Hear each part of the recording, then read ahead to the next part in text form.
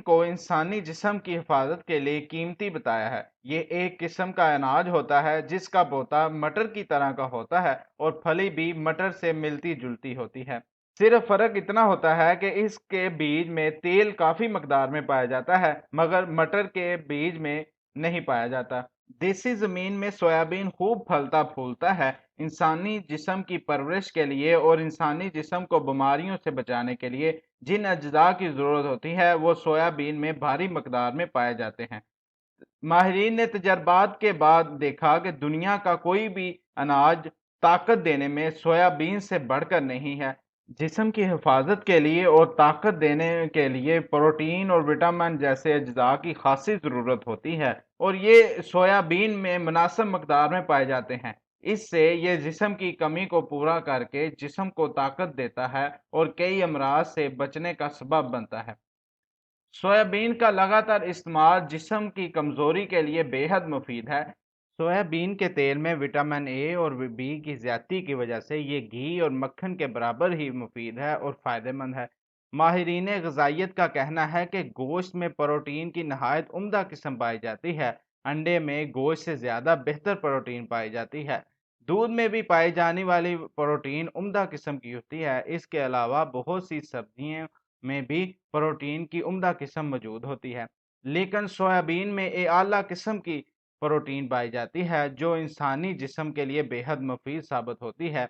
यहाँ पर कुछ सवालात उठते हैं कि इस महंगाई के दौर में गोश्त खाना छोड़ दिया जाए तो क्या दूसरी ग़िज़ाओं से जिस्मानी तवानाई और मुनासिब नशोनुमा का हसूल मुमकिन है? जिस्म को लोहा और प्रोटीन मिल सकेगा, हयातीन मुहैया हो सकती है। कुदरत की पैदा की हुई ग़िज़ाओं पर गौर किया जाए तो जवाब यकीनन हाँ में मिलेगा। गोश्त के बगैर भी जिस्मानी नशोनुमा और सेहत मुमकिन है। दुनिया के तरक्की याफ्ता ममालिक में हज़ारों ऐसे अफराद पाए जाते हैं जो गोश्त के करीब तक नहीं जाते, मगर इसके बावजूद उनकी सेहत नहायत अच्छी है। इसकी वजह कि गोश्त में जो मुफीद और सेहतमंद अज्जा पाए जाते हैं वो सब्जियों और दालों में भी पाए जाते हैं।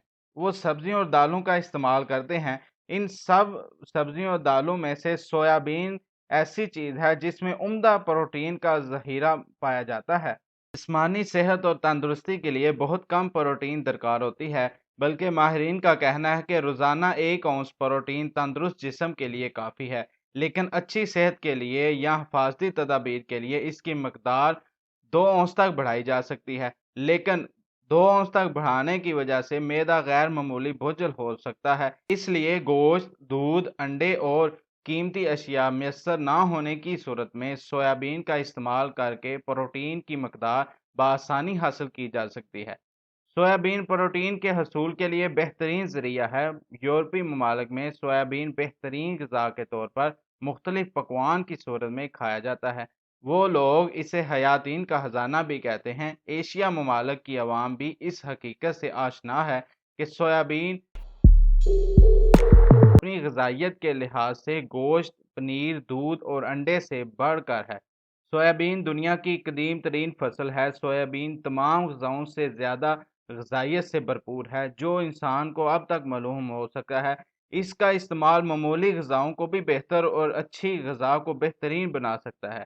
इसमें रोगन और प्रोटीन की मकदार काफ़ी हद तक शामिल होती है। सब्जियों और तरकारियों की दुनिया में सोयाबीन प्रोटीन के हसूल का बेहतरीन ज़रिया है। इसे गोश्त का नेमुल बदल भी कहा जाता है, अलबत्ता गोश्त से बेहतर प्रोटीन इसमें पाई जाती है। 2 पाउंड सोयाबीन के आटे में जितनी प्रोटीन पाई जाती हैं वो 5 पाउंड बगैर हड्डी के गोश्त, 6 अंडे, 3 से 4 मन दूध वगैरह में पाई जाती हैं। इसलिए इसका इस्तेमाल बहुत अच्छा है। जिम जाने वाले अफराद के लिए सोयाबीन 3 से 4 चम्मच उबले हुए खा लेने से उनके जिस्म में ताकत पैदा हो जाती है। अगर सर्दी है तो 3 से 4 चम्मच उबले हुए सोयाबीन और 1 गिलास दूध और 1 चम्मच शहद डालकर इस्तेमाल करें। जिस्म में ग्रोथ और असाब को मजबूत करने के लिए बेहतरीन चीज़ है। सोयाबीन का आटा बनाने का तरीका बहुत आसान है। इसका आटा बनाने का तरीका यह है कि सोयाबीन को थोड़ा सा भूनकर इसका छिलका उतार कर फौरन चक्की में पीस कर आटा बना लें। इस आटे को गेहूं के आटे के साथ कम मकदार में मिलाकर इस्तेमाल करने से रोटी की ताकत बढ़ जाती है। सोयाबीन में मदनियात और हयातीन भी पाई जाती है। इसमें फास्फोरस, कैल्शियम, विटामिन ए और विटामिन बी भी पाए जाते हैं। इसके तेल में विटामिन ए और विटामिन बी खासी मकदार में पाई। सोयाबीन में ऐसी खसूसियात भी शामिल हैं जो आम जिस्मानी निज़ाम को सेहतमंद और बरकरार रखती हैं।